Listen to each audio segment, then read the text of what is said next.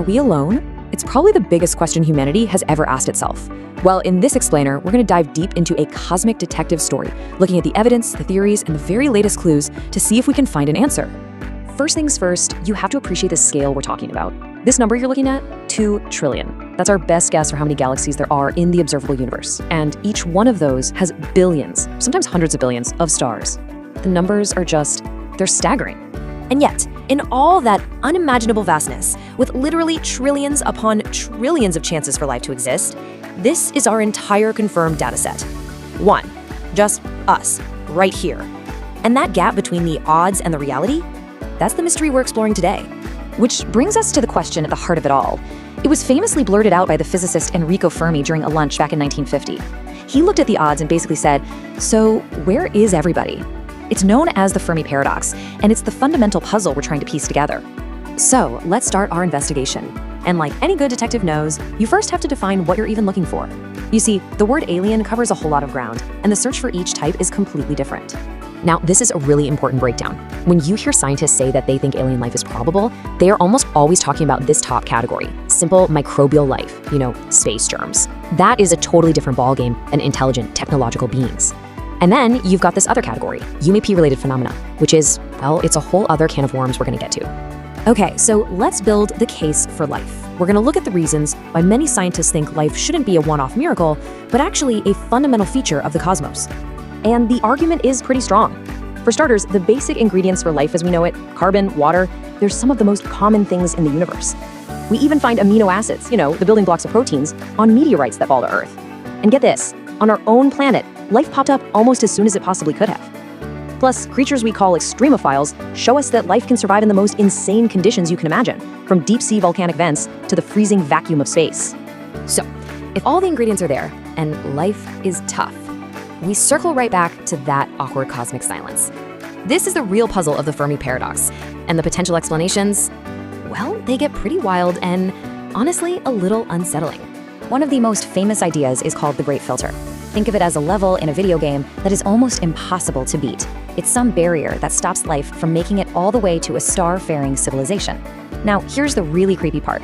Is that filter behind us, meaning we're one of the lucky few who made it through? Or is the hardest part still waiting for us up ahead? Now, the other big idea is the rare earth hypothesis. This one suggests that, sure, microbial goo might be everywhere, but the shopping list of ingredients you need for a complex civilization like ours is just ridiculously long and specific. You need a big moon to stabilize your planet's axis, a giant planet like Jupiter to act as a cosmic bodyguard, a stable star, the list goes on. Maybe we didn't beat a filter, maybe we just won the cosmic lottery. All right, that's enough theory for now. What are we actually doing to find an answer? Let's talk about the real-world forensics, the tools scientists are using right now to hunt for actual, tangible evidence. Basically, the hunt breaks down into 2 main avenues. On one side, you have biosignatures. Think of this as looking for the chemical fingerprints of life itself, like strange gases in an atmosphere that shouldn't be there. That's the kind of work the James Webb Telescope is doing. On the other side, you have technosignatures. This is the search for technology, like an artificial radio signal. That's the classic work of SETI. And the hunt is actually turning up some really interesting stuff. On Mars, the Perseverance rover found a rock with a mix of organic carbon and minerals that looks an awful lot like a potential sign of ancient microbial life.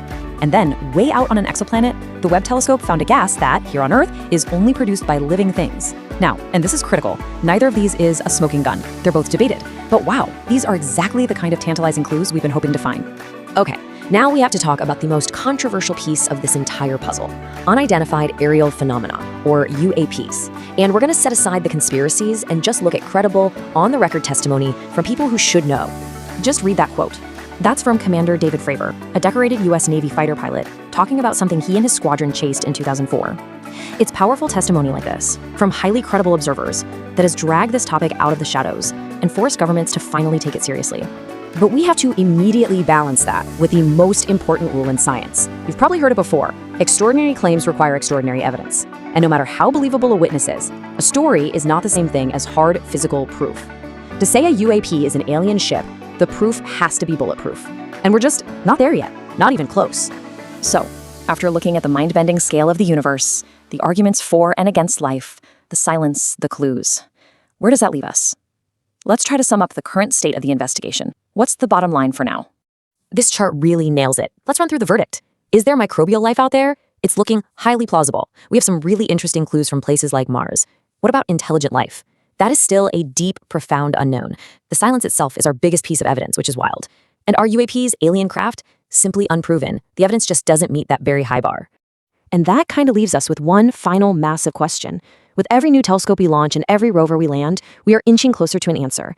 But whether that answer is a definitive yes or a definitive no, the biggest question of all might be, are we ready for it?